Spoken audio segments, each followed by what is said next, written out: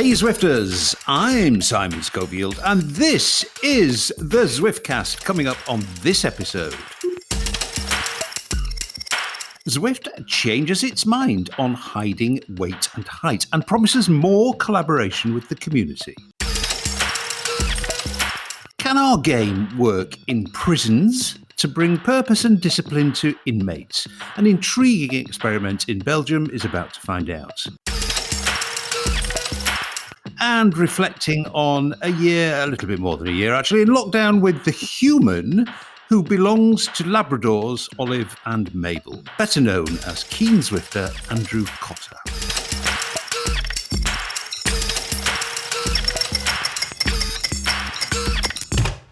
Well, exactly 10,449 miles from me is my fine Australian friend Shane Miller, and merely 3,794 miles away is my American good buddy Nathan Guerra. Now, audio on the internet travels at roughly half the speed of light, I'm reliably informed, which means that on this mark, by the time these boys hear that, Tom Pidcock probably lost a race. That lad needs to ride on 38mm tyres, I think. Shane, g'day, mate.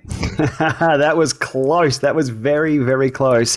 But I tell you what, it's been brilliant to catch all the racing in recent weeks of both the men's and the women's pelotons, providing some excellent entertainment in what's been an otherwise pretty bland world of racing over the last 12 months. So, yeah, I've been glued to the television. It's been great. Bike racing has never been better, actually. What a fantastic generation of riders is coming through, such exciting talents. But we thought calculating the winner in Zwift racing was hard, Nathan. Yo, dude, by the way. UCI regs, page 41, section 1.2.100, say the finish is at the instant that the tyre of the front wheel meets the vertical plane rising from the starting edge of the finish line. To this end, the verdict of the photo finish shall be final. And we thought it was just a chalk line on the road, eh? Well, isn't that just another way of saying chalk line on the road? Like, it's a technical way of putting jargon around like the vertical plane rising from the starting edge. So chalk line on the road. I think it is, actually. I think it's also another way of saying that it's our photo. And if it's our photo, we decide the winner, then that's it. No further arguments. But as I was saying, in the new generation of really, really exceptional riders, I mean, Tom Pidcock looks even more exceptional. He is actually from my neck of the woods, boys. He went to my kids' school, and his dad lives literally around the corner from me. So that's my claim to fame. And Jay Vine, we must also mention here. The former Zwift Academy winner is now riding for Alpecin Felix, and he placed second in GC in the Tour of Turkey. Now, that's a UCI Pro Series rather than World Tour. And of course, it was a certain Mark Cavendish that grabbed all the headlines. But that's a fantastic result from the for the boy from Canberra, Shane. Yeah, absolutely. He's going very, very well. It's good to see, good to watch. And I mean, he's uprooted himself and his wife and moved over to make something of it. And to get a result this soon, it's fantastic to see. So we can't wait to see what's coming up. Yeah. No, he's very, very promising rider. Very promising rider. And I believe he lives in Girona, a place which listeners will know I have some connection with. So I might hunt him down over there when I eventually manage to get back. Less said on that, the better. Anyway, as we're on the subject, let's lead off with racing as we leave IRL and head for Pixel Worlds. Now, normally I keep racing matters kind of fairly down the running order of the Zwiftcast because some people are interested, but certainly not everybody is. In fact, a minority of Zwifters race, and that's quite a small minority. But we're going to start this episode with racing because what I think is a first, and an important first at that. Zwift has reversed a decision it took after a huge backlash from the community. Now, I can't recall HQ doing this before, and I do wonder if it heralds something of a change in approach. So, before we discuss that, and indeed the whole fraught issue itself, let's provide a little context. A couple of weeks ago, myself, Shane, Nathan and Eric from Zwift Insider got an email from HQ saying they were going to do two things, both in the cause of further promotion of the well-being of the community. They were going to hide people's height and weight on Zwift Power, and they were going to beef up the flagging tool used to let HQ know about potential harassment or abusive behaviour. To be honest, I focused on the flagging thing and welcomed it. I'd recently come across a really scary case of harassment suffered by a female Zwifter, and I'd brought it to HQ's attention. So it was really good to see this measure being taken and the whole issue being taken very seriously. I registered the hiding height weight thing and thought it might cause a ripple in the Zwift racing pond, but not much more. How wrong I was. Essentially, the racing community went ballistic. Jonathan Crane spends a lot of time Zwift racing, and he made some good points in a YouTube video. For the vast majority of Zwifters, Jonathan felt that it simply wasn't an issue.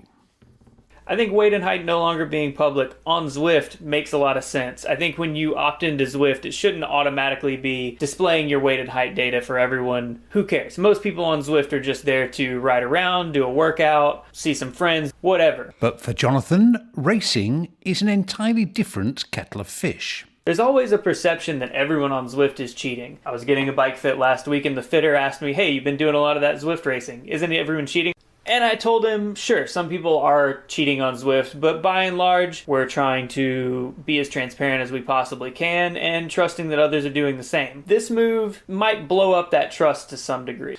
Why would it do that? Well, that's because that monitoring other riders' height and weight, particularly for sudden changes, is just about the only tool available to the community to police itself. And in the absence of external tools for compliance with racing regulations, that's all we've got. This is what I'm getting at. Rather than fixing a problem, they're taking away the evidence that a problem exists. They recognize that there's a perception that people are cheating on Zwift, and rather than address that cheating or increase transparency or something, what they're doing is removing the evidence that people might be cheating. Might work in theory, but I think we're probably going to see more berating because everyone is always going to assume everyone else is cheating. Now, one guy on YouTube, no matter how respected a member of the racing community, is just one guy on YouTube. But Jonathan's was not the only voice. There was an avalanche of complaints in Zwift racing forums, and much of it was focused around the point Jonathan made. We don't mind if, in the cause of discouraging unhealthy attitudes to weight and eating, Zwift takes away visibility of this data, but they must replace it with something that helps the Zwift racing community to police cheating.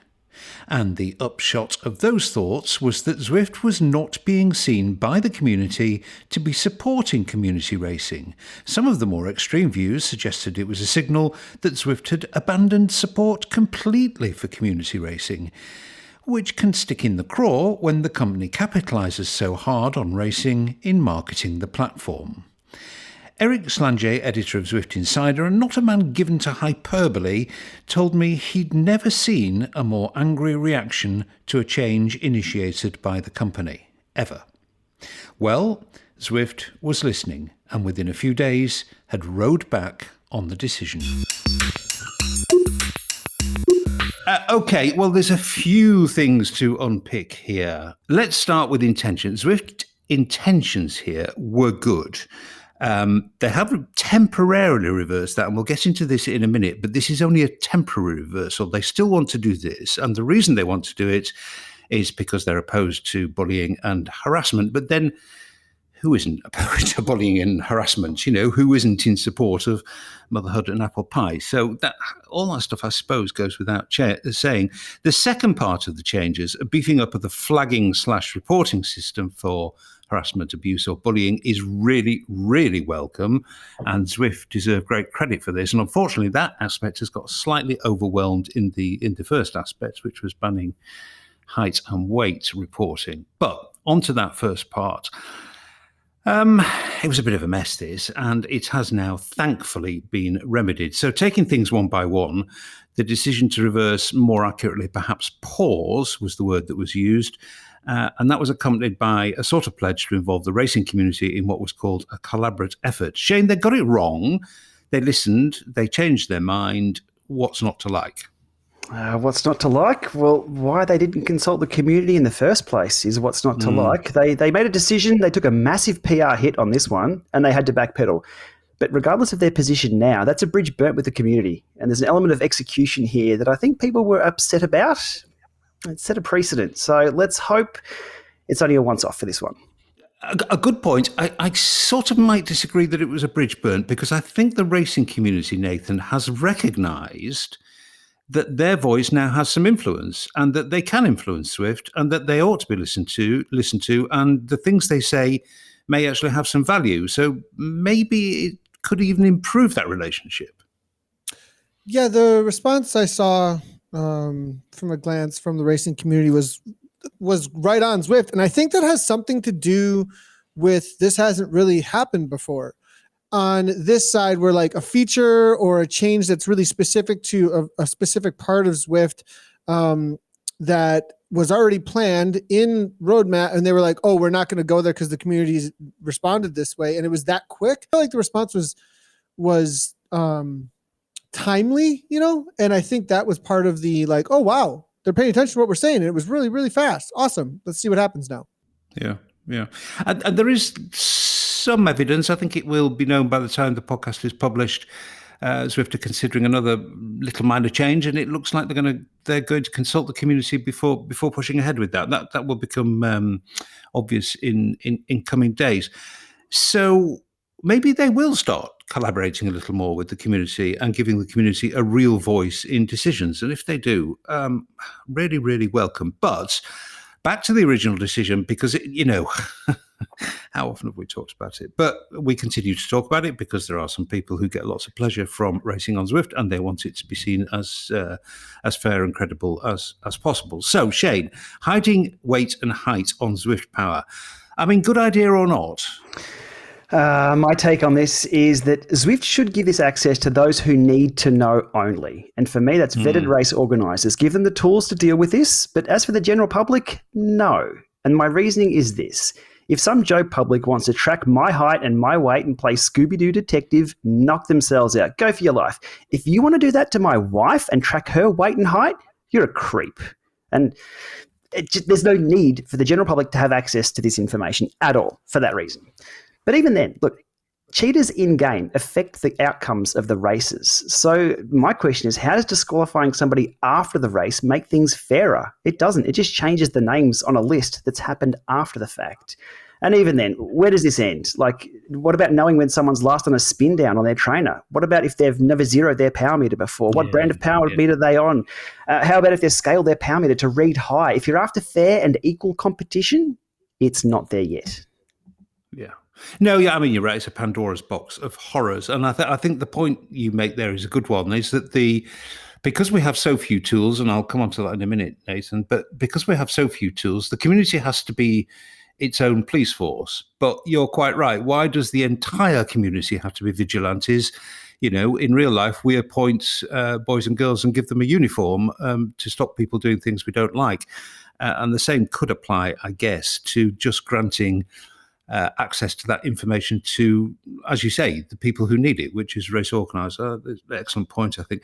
Nathan, I think the problem with this is that they took away, and they did acknowledge this, to be fair to them, but they took away one of the very few tools that the community has to self-police cheating, which is fine when you take away with one hand, you give with the other, which they didn't. These things that people have been doing, and the way that they've been thinking about them, and the brands of race organizers that exist in the community, and how they police their communities, and how they've built rapport amongst their community of racers.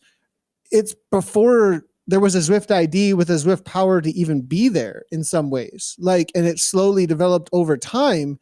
And they're like, we did this. And now you're taking that away because, and you're like, well, what are you going to do now? Because are you taking over everything, or are you going to keep relying on us? Now we're just stuck, and now we're going to be the bad guys still? Wait, huh? So it's kind of like either you remove the community organizers altogether and you take over racing everywhere, or you got to leave them with the tools they made, or give them something else. Yeah, well, okay. I mean, let's move on from this. I mean, I do think we need to keep it in proportion. Whilst there was outrage in the racing community, actually most Zwifters couldn't actually give a flying fig. But to me, that's not really the point. Is Zwift going to do all it can to support a credible, or as credible as it can be given those many restrictions and constraints which Shane listed very accurately. But is it going to support as credibly as it can community racing? Well, let's hope it does, because to a lot of people, it still matters. And for that, we need action at a company level. The present system, weigh-ins aside, and they've got their own problems, but the present system of racers scrutinising other racers' sudden changes in weight or height is, what should we say, suboptimal. We've been told a better system is on its way, but as with just about all things Zwift this indoor season, with one or two small exceptions, it's been status quo, when what we need is a bit more hop, hop, hop. All things I hope to take up with the company's new Chief Product Officer in a big sit-down Zwiftcast interview. That actually is in the process of being arranged, and I'll bring you news when I have it.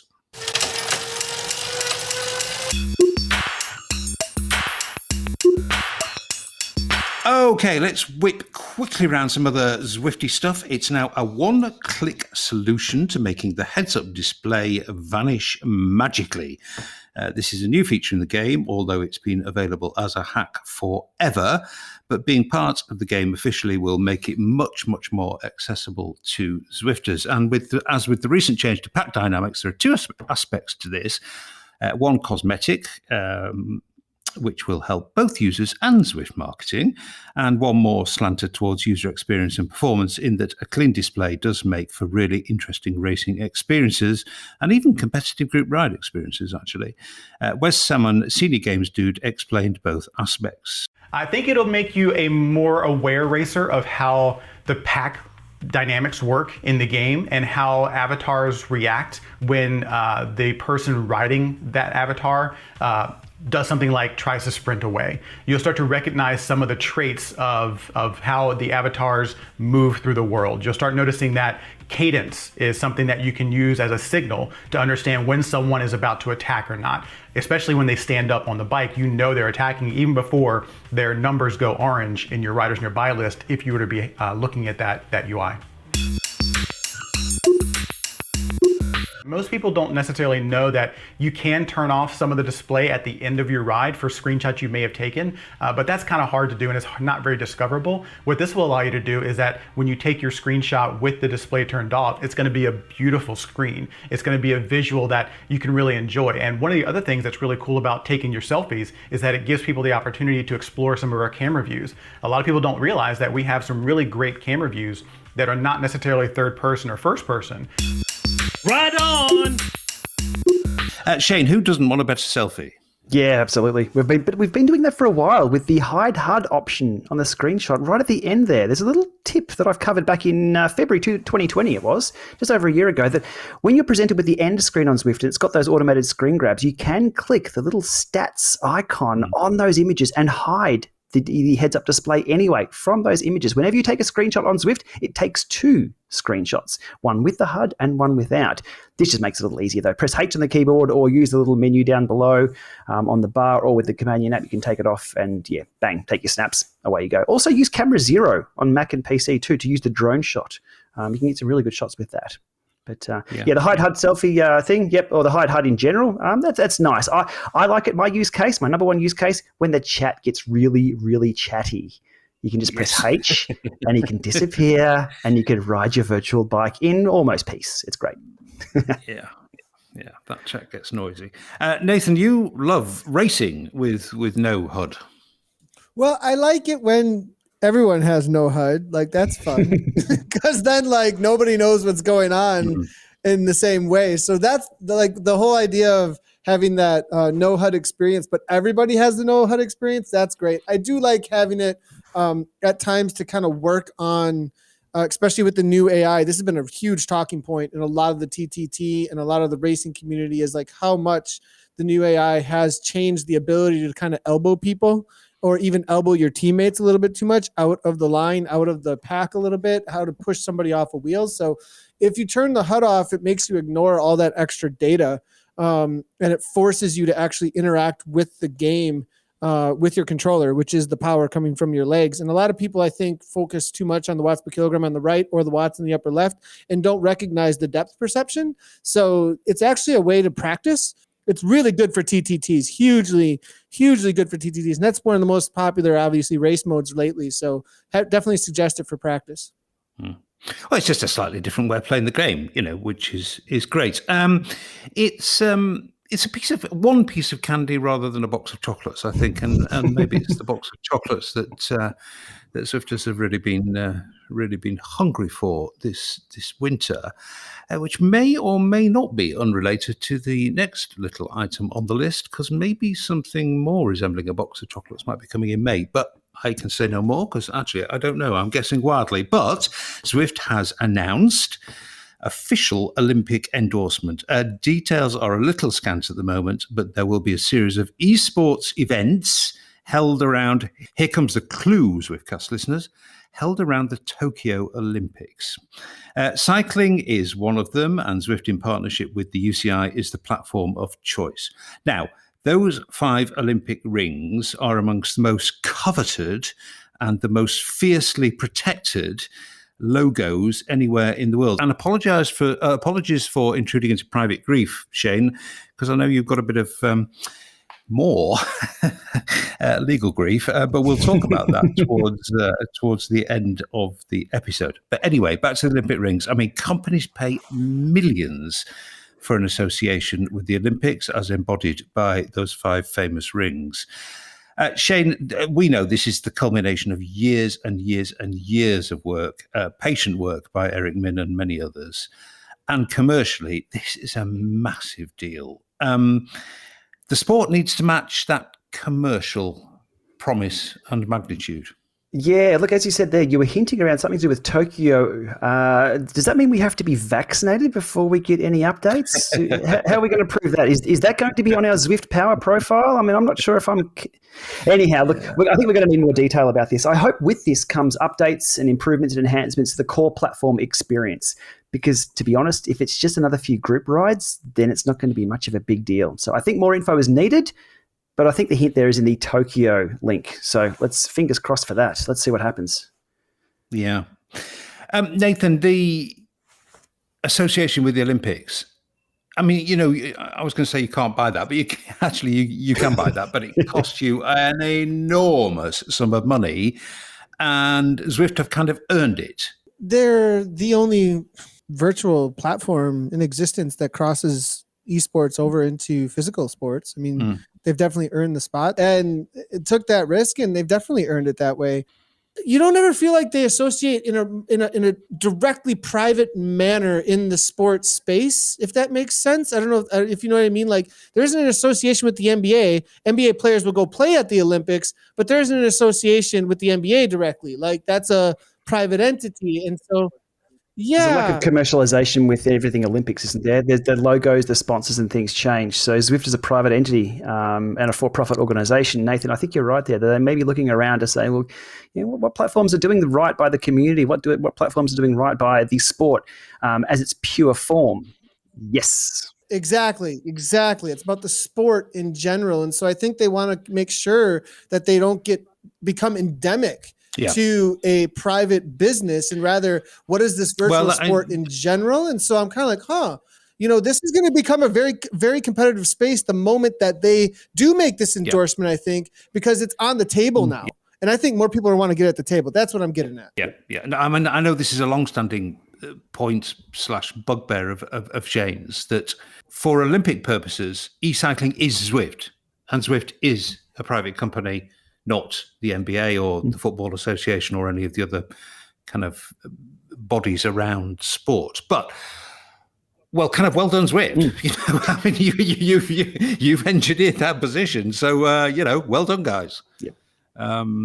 Anyway, we know very little about these events, but hopefully we will know more in fairly short order. And it doesn't take a genius to think that if we're going to run esports around an Olympic course that's in Tokyo, then there has to be a Tokyo course. So hold on to your hat, Zwifters. We may have new tarmac before too long. Okay, next little personal matter, actually. Due to some weird bug in my Zwift, I can't currently return ride-ons on my main rig, PC rig, which is where I Zwift all the time at the moment. Now, I don't get as many ride-ons as Shane, who gets about 11 million every time he logs on, but some people are kind enough to offer friendly encouragement when they spot me grinding through some hideous VO2 max interval, which is what passes for fun in my life at the moment. And that build-me-up training plan is either going to kill me or make me fitter, but I'm not quite sure which one's going to come first. I do like to return the ride-on gesture, but when I click on the rider's name, who's just given me a ride-on, I get the menu button. That's it. I don't get that option to return the ride-on. I've tried about 3 different mice, but all the same result. And to be honest, I just can't be bothered to fix it, to be honest, or even find out what I need to do to fix it. Anyway, I know I could probably do it through the Companion app as well, but my phone is usually flipping between Companion, Spotify, and controlling my headwind. Plus, VO2 max intervals, they don't leave much energy or much bandwidth for messing about with screens and sweaty fingers. So, long story. If you are a Zwifter who's kind enough to give me a ride on and I don't give you one back, it's not because I'm being rude, it's because I'm suffering. And moving on, we thought Zwift Hub was closing at the end of the month. This is the third-party site, which is I knew I shouldn't have written this word.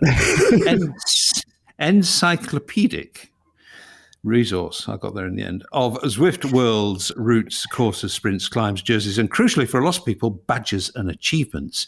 And it's filled a real void in kind of gathering stuff together that people like to know in one place.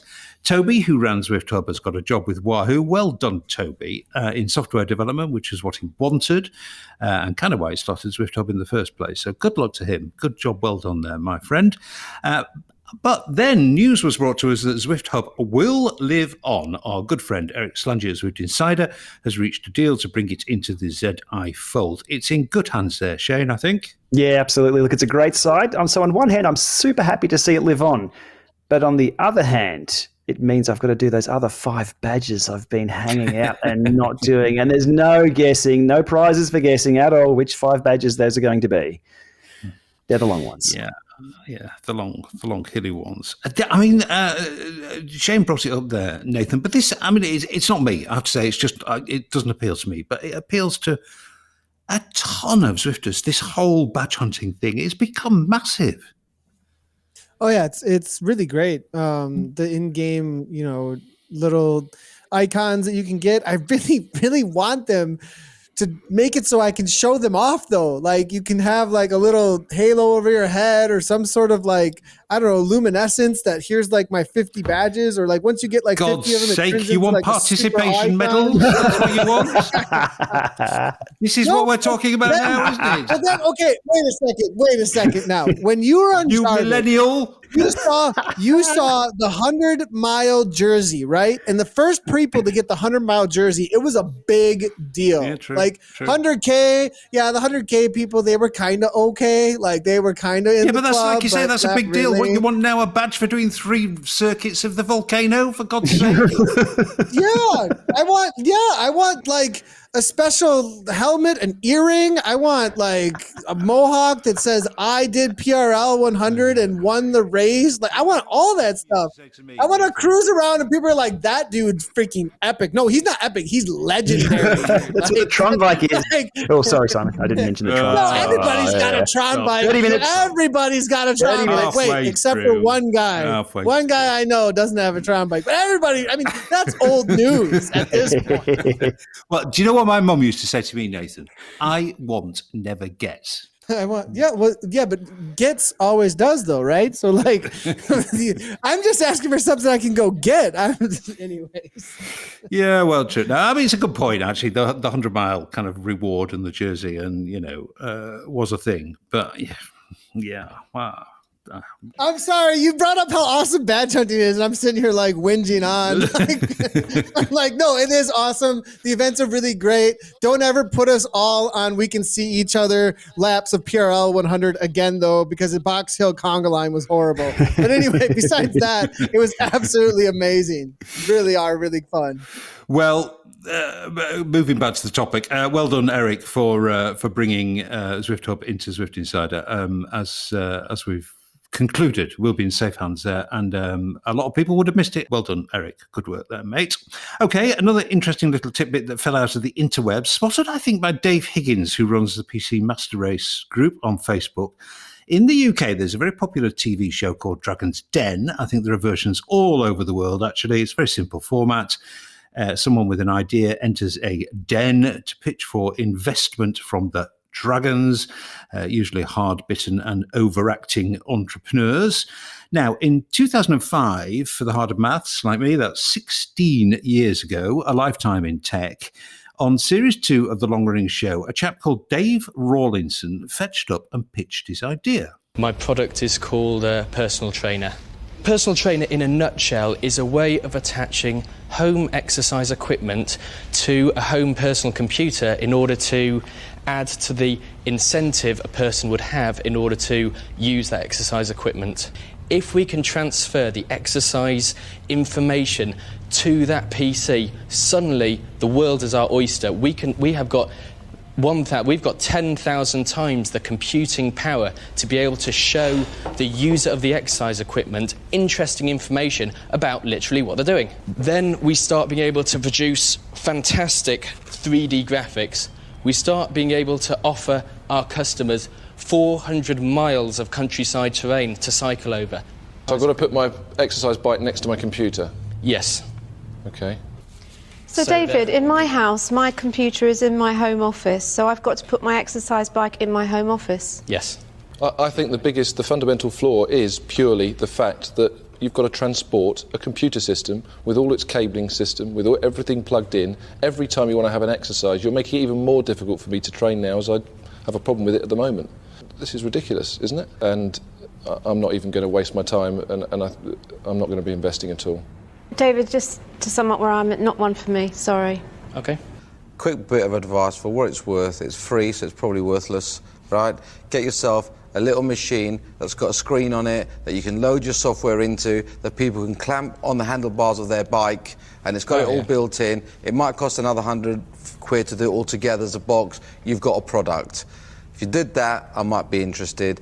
At the moment, I'm out. 3D graphics is not new. I've had these screens on my cycle classes, and I've thrown them away. Or I've put disco lights in because they don't work.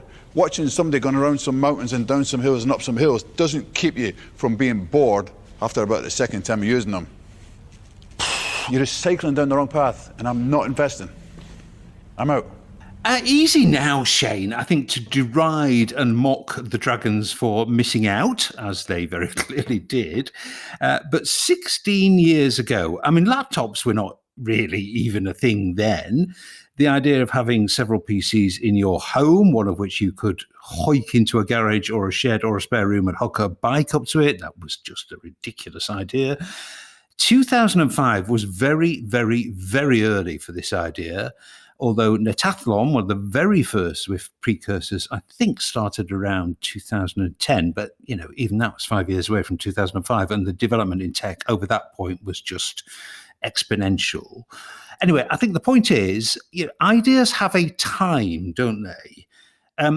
I remember an interview with the Strava guys who said they actually had the idea for Strava like 10 years before they launched it, but they knew that the technology just did not exist to currently, well, it did exist actually, GPS, but it was not accessible to the public. But ideas have a time. Yeah, there is a time to go with them. That was a really interesting listen, and it reminded me of when MP3 compression came out for audio, but we didn't have devices that we could walk around with too many of them in our pockets. It was 32 megabytes. You could hold like 5 audio tracks. So when Apple came in and changed the scene with the iPhone and the solid-state storage, and then we had compressed music, that's back to the time and technology. The idea was there way before that, but we had to wait for things to come along. What I think was funny with that is they pointed out all the pain points of Zwift before Zwift was even invented, getting all the hardware up as hard, getting this sorted out. It's still occurring today, 16 years after the fact that they define what all these issues were. But one guy in the panel there goes about defining exactly what Peloton is. What Peloton is, yeah. I noticed that. What you need is a little screen on your bike. Yeah. So he should have patented that idea, but let's not talk about lawyers until the end of this episode. Yeah, but a really interesting historical perspective there. I mean, I tried to track down Dave Rawlinson, but I couldn't find him actually.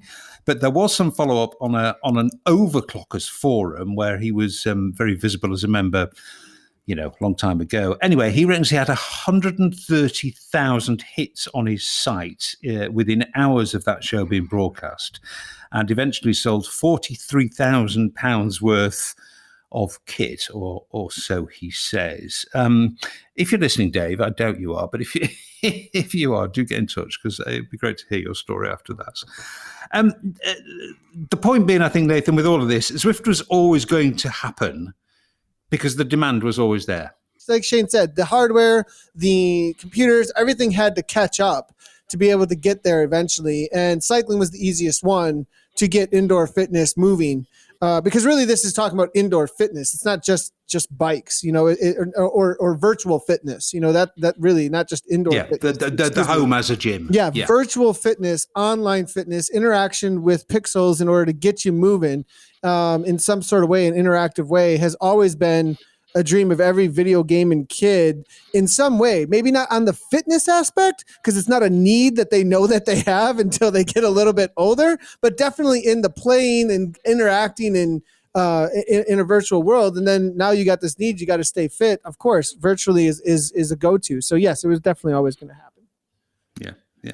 Well, we are lucky enough to have Zwift now, and the game is put to many uses by many people. It serves many purposes in people's lives. But this next purpose is one of the most impressive I've ever seen. I think this is absolutely brilliant. Cleats clack down a hallway as someone gets ready to ride inside, but this is really inside, within the walls of a Belgian prison.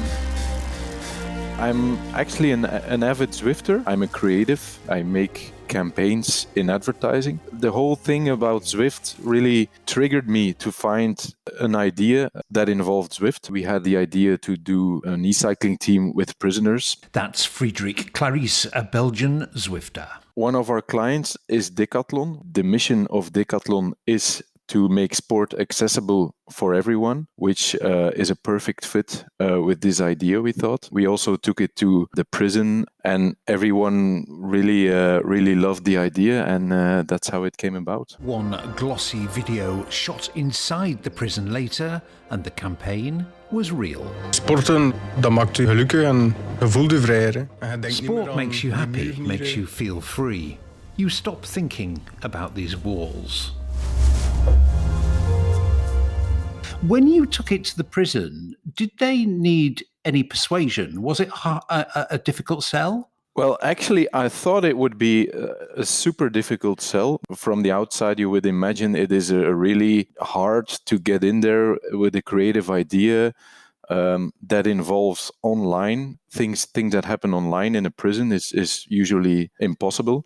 So I thought that would be the hardest part, but actually they were super enthusiastic. It's perhaps important for some context for people in other countries as well to understand the place of cycling in Belgium's affections. I mean, cycling is everything in Belgium, isn't it?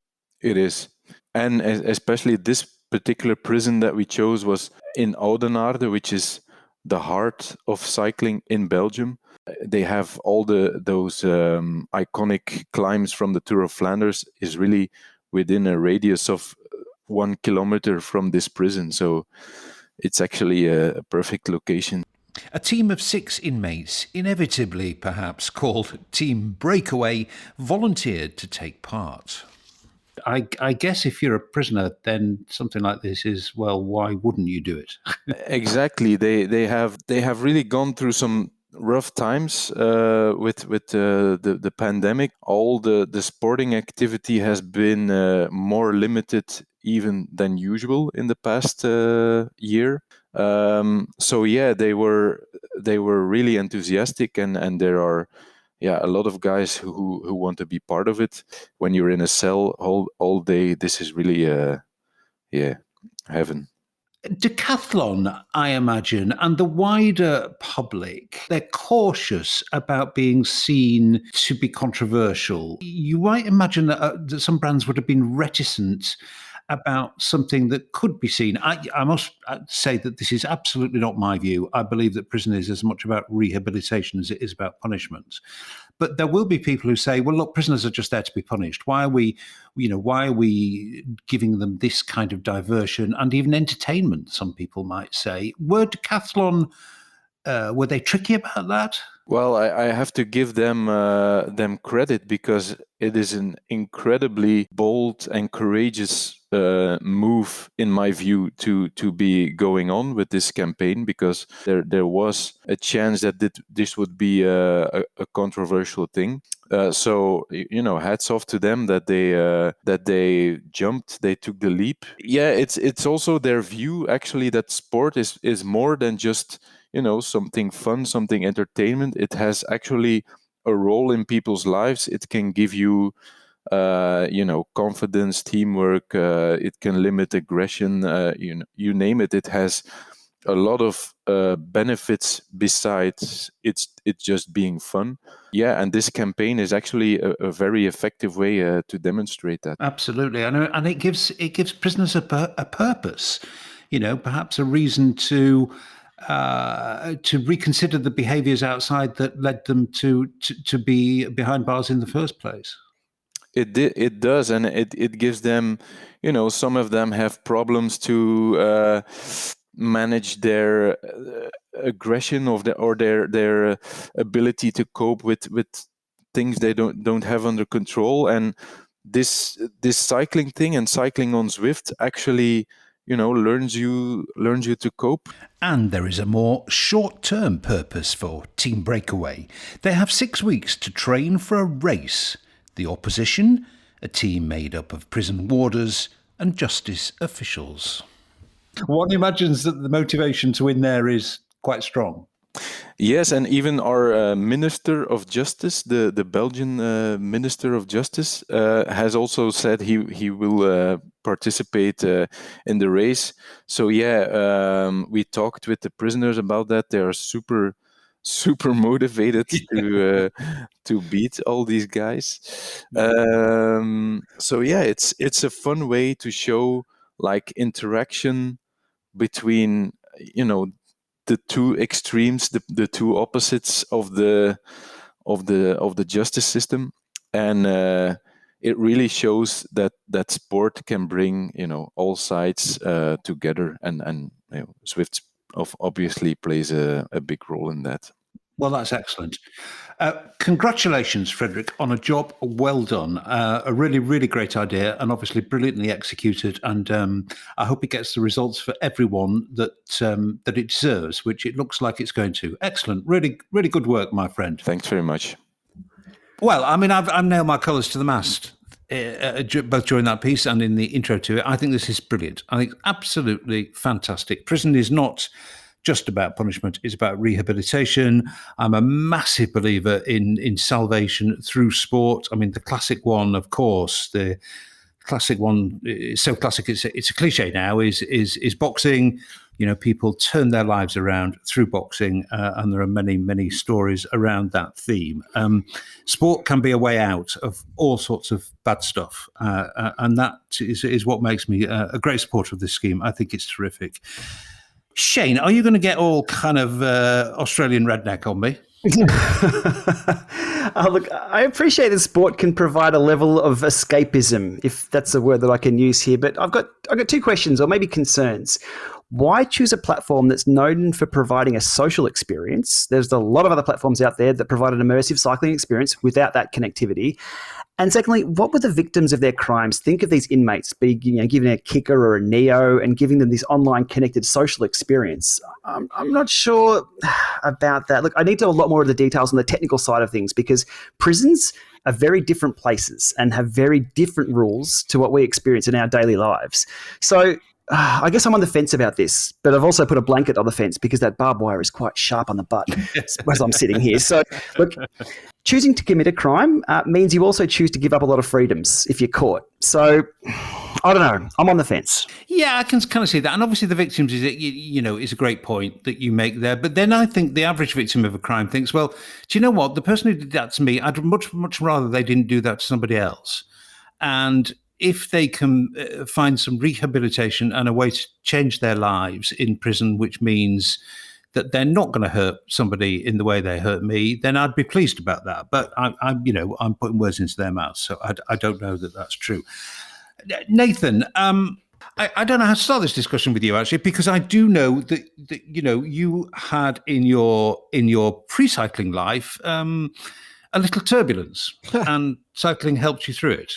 The way you put it in the script was salvation through sport, redemption and salvation through sport. So it's that's a long discussion. But yeah, early on, there wasn't a whole lot of leadership in my life. Single parent family, mom, dad wasn't super involved, introduced a lot of leadership that I was looking for, essentially out on the streets a ton on my own. 11, 12 years old. At that young, I started hanging out with kids who are 15 to 18 years old and using at that point. I mean, it's really young to start using, at least in the 90s. I don't know about today. It seems like everything's getting younger and younger. But,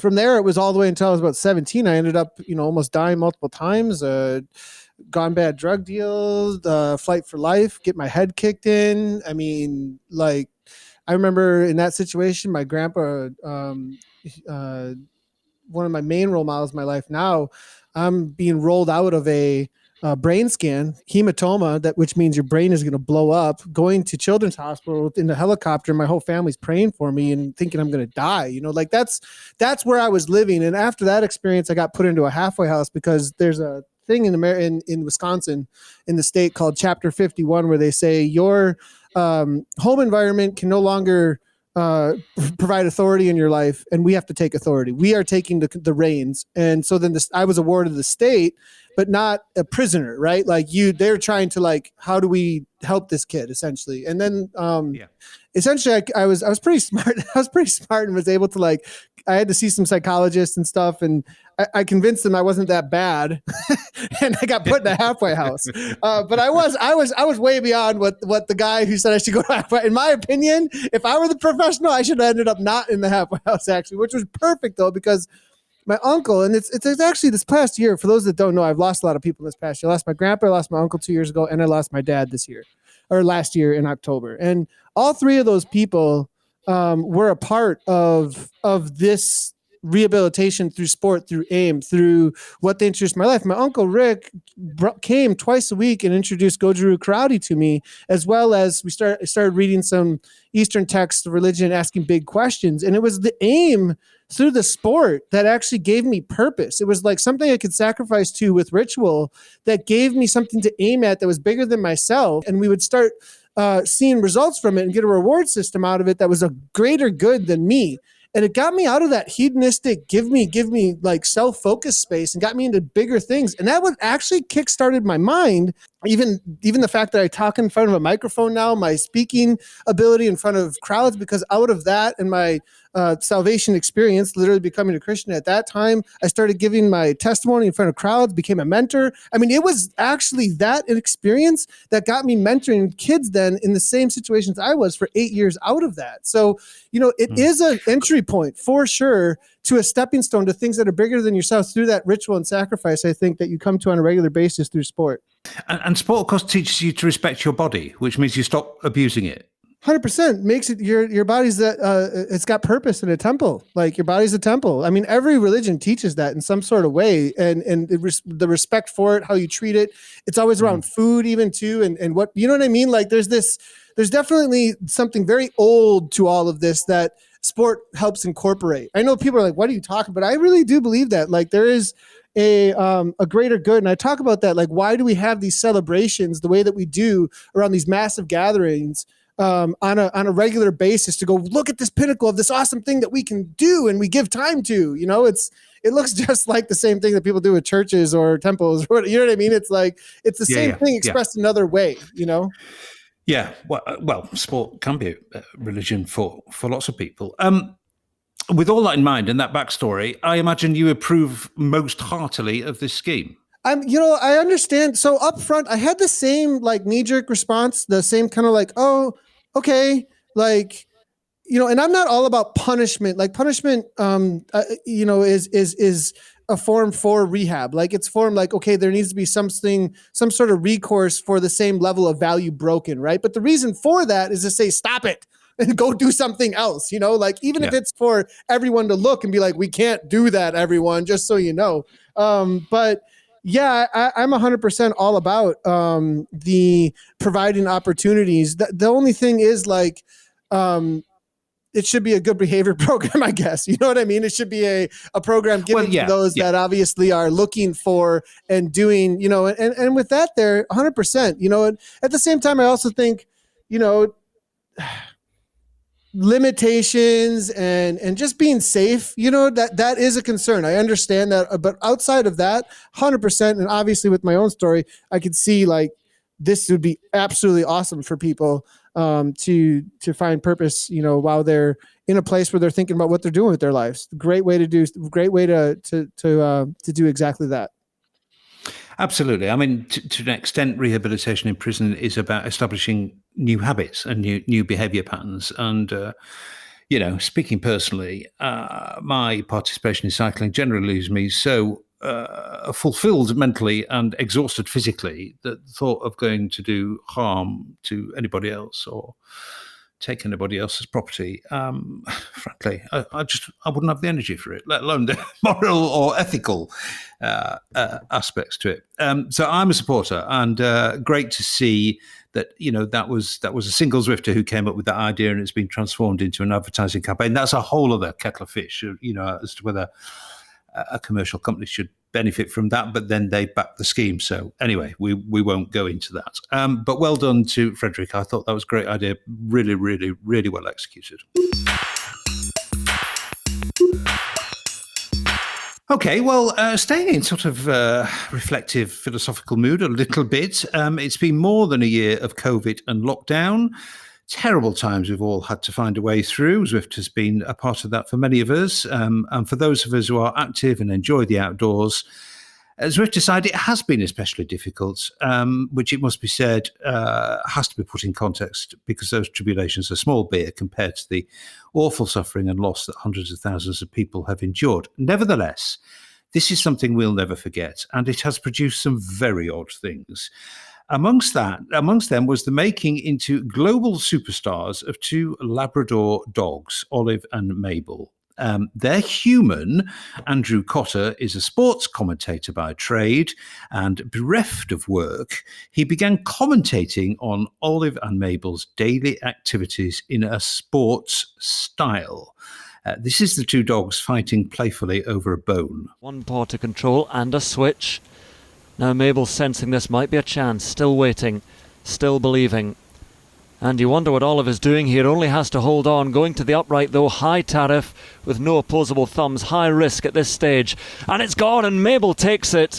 No mercy from the younger dog, who takes this victory just as time runs out, a famous win built on patience and sheer belief.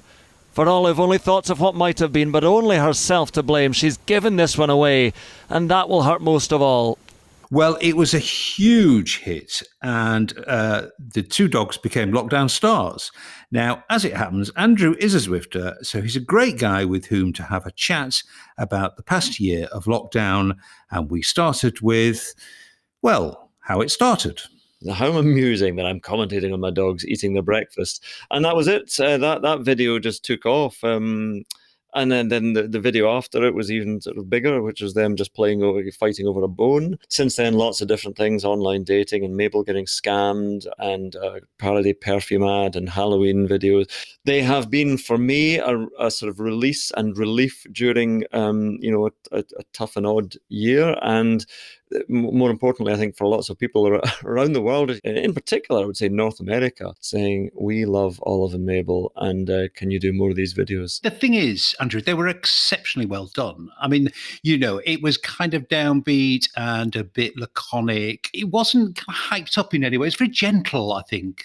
The best humor is slightly deadpan delivery, because then the humor stands out in contrast to that deadpan delivery. If you say, wacky, wacky, this is fun and funny, then people are going to say, is it though? I would say it's the equivalent of putting exclamation marks on a joke, or putting laughing emojis or something like that. Quite often, I've given a few interviews over for written interviews over the last year or so, and they always come back, my answers, they've put in about 12 exclamation marks throughout the paragraph, throughout the answer. And I say, please, could you remove them? Because that's just not me. I hate exclamation marks. They're the work of the devil. Yeah, I think I'm pleased that you said that, because that's kind of what I want. It's kind of just an ordinary, mundane situation, as I've done recently, or commentaries as I did at the start. It's just dogs being dogs, and let other people provide the laughter. I mean, the other thing that got you through lockdown, as well as this newfound career as a comedian, was Zwift. You are something of a Zwifter, and obviously, you know, in the time-honored fashion of desperately trying to weave two disparate threads together. It's a classic Zwift story, yours, in many respects. I was always a little bit sniffy about Zwift, saying, yeah, but surely, you know, it can't be going out on the road. Well, actually, it does in so many ways now. I've totally changed my opinion of it and the value of it. And so I'm a recent convert. I only started, so this is lots of seasoned Zwifters will be going, who is this newbie? I only started when we moved house in the middle of December, by the end of December, I think is when I got it connected up to Zwift. But since then, I know the view from the top of Alp to Zwift very well indeed. And I don't know, and I've just got my brother into it. We've met up and we've cycled together, and you know, I haven't been able to go up to Scotland to see my folks, my family, for months and months and months. So it sounds a bit corny, but it helps. You know, young people, and they're escaping into video gaming and, you know, connecting with each other over Twitch, and in a similar way. You know, if you're really into your exercise, you can connect and you can escape into this virtual world. I don't know if anyone's into American Dad cartoon, which I am. There was an episode where Stan Smith, the dad of American Dad, built this perfect miniature world, and he then shrunk himself to go and live in this perfect miniature world. And I keep thinking of that, because I think I want to live in Zwift at the moment. I don't want to live in this real world that we're messing up so much. I want to live in a world where people just cycle past you and give you a ride on and a thumbs up, and everything's nice and perfect. So maybe that is the future. Absolutely. There's no traffic. There is a little bit of rain, but you know, you don't get wet, so that's good rain. Well, you know, desperately trying to crowbar Mabel and Olive into the conversation once again.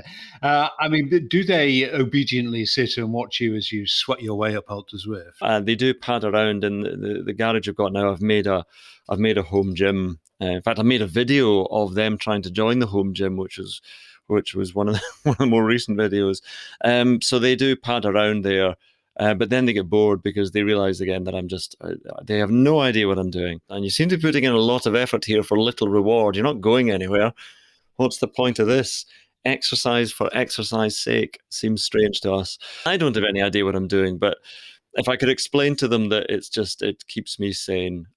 You know, the serious part is how important exercise is at the moment. If I didn't exercise, I wouldn't be in a particularly good place. And I'm one of the fortunate people in the world in terms of, you know, throughout this whole, you know, we're healthy, we're not struggling financially, thank you. And it's just, you've got nothing to be miserable about, but the whole state of the world makes you feel anxious and a little bit down. So I go out for a run, or I go into this afternoon, I will go into Watopia and power my way around, and I'll be joined by some German next to me, and I'll go, I don't know who you are, but for some reason I feel I must beat you. And yeah, no, it's very true. I mean, the word used a lot, and we used it when we were discussing just off mic before this was lifesaver, and actually, it's not too strong a word. It's certainly a mental health saver.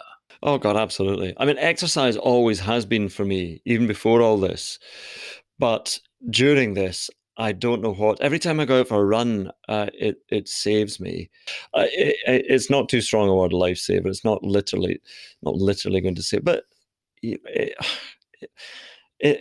don't, again, you almost don't want to. It feels as if we're sort of saying, "Oh, woe is me," but it genuinely, for the state of our mental health, I do more for my mental health than for my physical health. There's no doubt about that. If I've done a good session, and when you go on Zwift, you can knock out something really effective in 20, 30 minutes. When I was cycling in the real world, you go out and you do 2 hours, and you can still go and do that.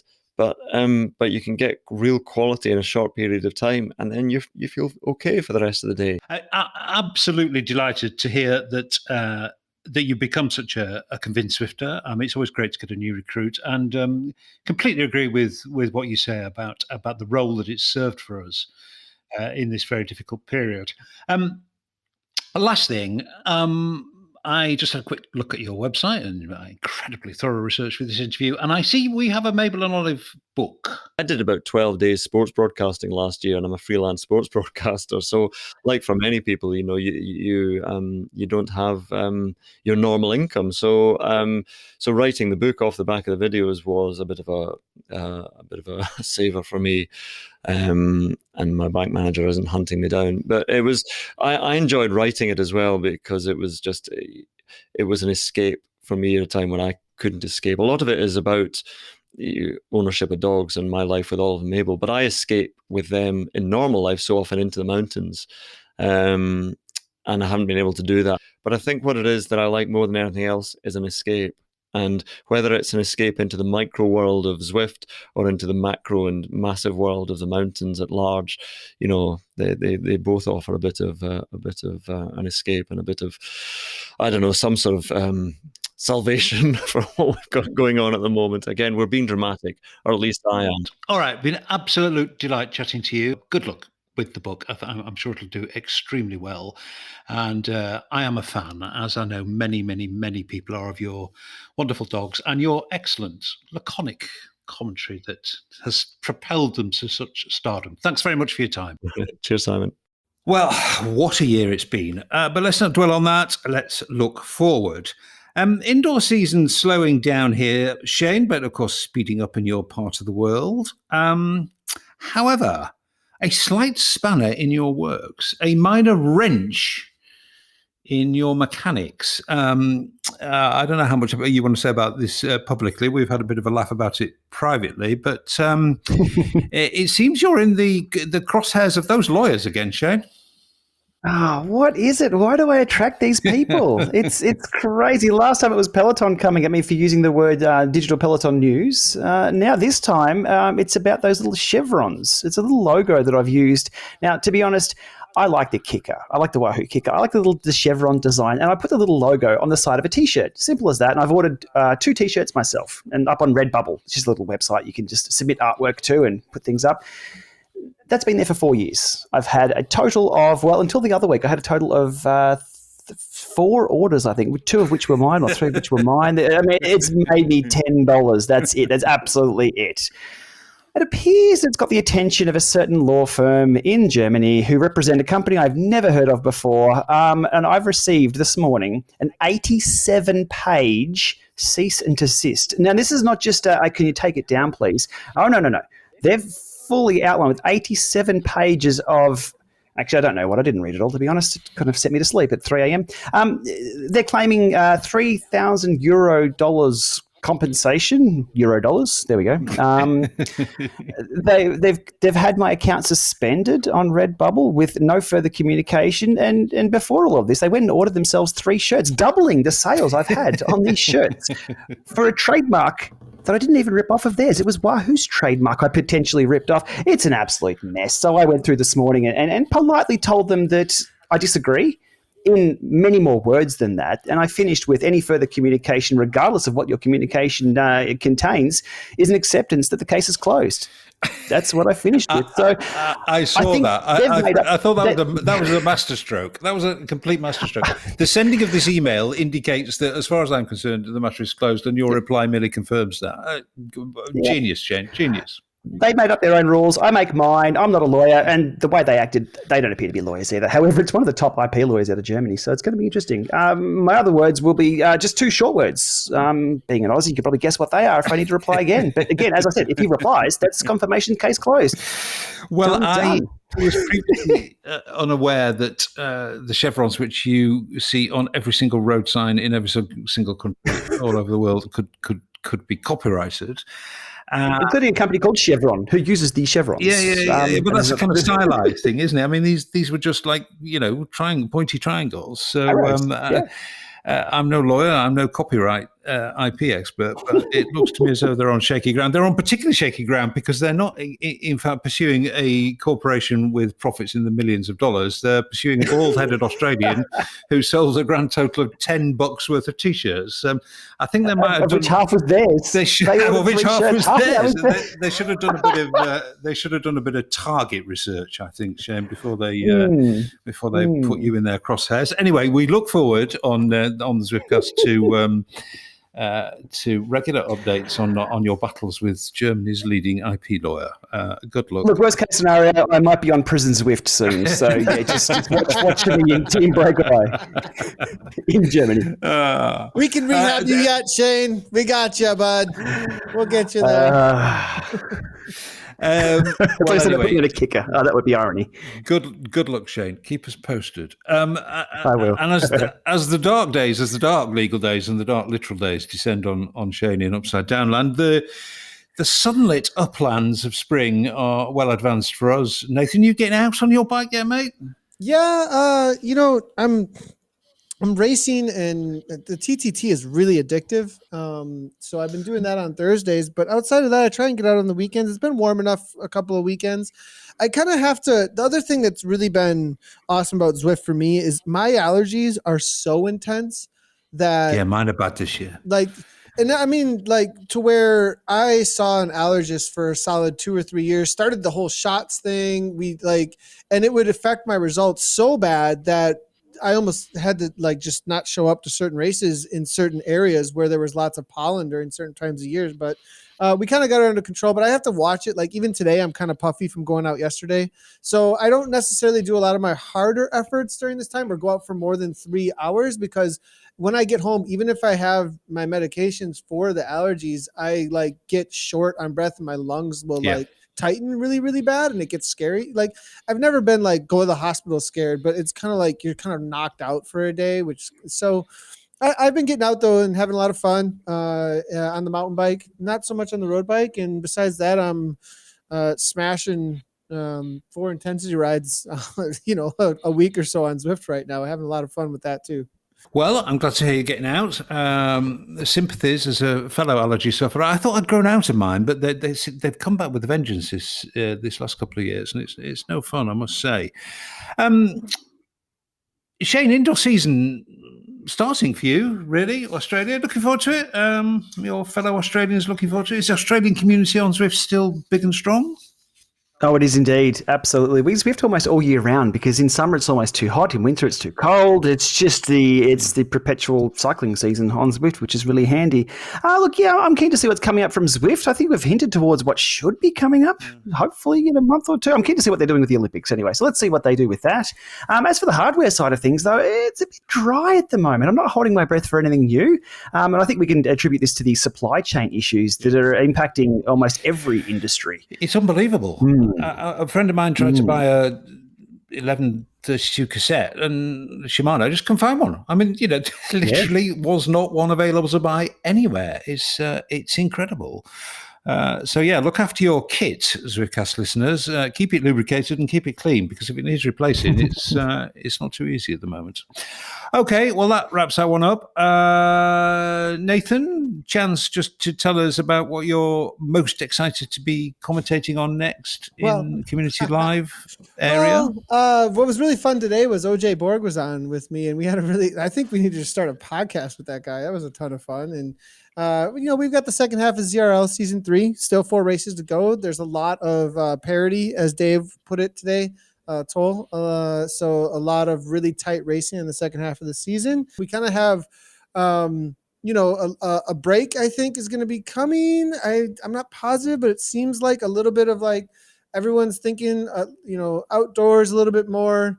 Definitely, I think Zwift and training and using it, everyone, they'll still be a part of people's lives. I think it's kind of just a part now. You know what I mean? It's like like Shane was saying, an all year round thing. But you do notice that the numbers and the outdoor side of things is starting to take over a little bit more even now. You're right. Certainly in the Northern Hemisphere, there's a kind of natural break around this time of year. I think even Eric Min has been posting lots of outside rides. I noticed on his personal Facebook. I think there is after the year we've had, there's a real thirst for getting outside and a bit of freedom and away from screens. Nonetheless, we cannot escape screens. Screens are very important in our lives, and if we're in front of one screen watching one GP Llama YouTube video only this week, Shane, which I know will be in a very unusual position, one always leads to another, but if we were only to watch one, which would you recommend?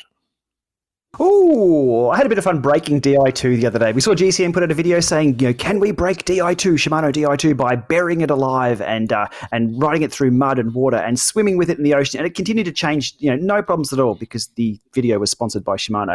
I proceeded to show people how to break Di2 with a mobile phone, and I completely destroyed it by failing a firmware update. However, that was just the start of the video, a bit of clickbait there to get people interested in what you can do. But recovering from that, you can do it with your mobile phone, which is pretty cool to see. Typically in the past, Nathan, you'd know this in the tech side of things, if you fail a BIOS update or a firmware update, it's good night, and it's going to be very expensive. But the hardware nowadays survives that, which is cool to see. So that's probably an interesting watch from me. Other than that, Strava have come up with some 3D heat maps. So wherever you've been on Strava, Nathan, you're talking about riding outdoors, you can have a look at where you've been on heat maps. This is for subscribers only. And you can zoom around in 3D and see your heat maps go up and down hills. Now, this past weekend, I was up in the high country in Victoria here on my gravel bike, and I was telling my wife, Yvonne, I said, Yvonne, I rode up this, it was an hour 15 up this hill straight from town. It was 15K. Yvonne's like, I can't see that. There's no hill there. Look, that's only a small little bump, but it was hidden behind a few hills behind that. So I got on this 3D mapping, heat map thing that Strava just released. I'm like, look, here's where it went. And she's like, it's a cool little tool on that. I'm looking to put aside an 87-page document and get to work tomorrow rather than have to deal with that. And I'll get a video out on that one. It's pretty cool. Look forward to seeing it. Firmware updates. Whenever I do a firmware update, I start to hold my breath. You clench? Yeah, and I clench. And I've had so many bad experiences with firmware updates that actually I now do them only if strictly necessary, particularly with anything to do with bike tech.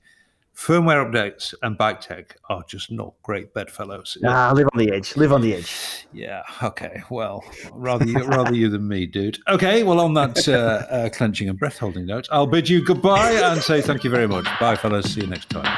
Cheers. See you guys. Cheers, guys. Talk soon. As ever, our grateful thanks to the continued support of Zwift for the Zwiftcast, and the usual reminder that we decide what goes in the podcast, not Zwift. Thanks for listening.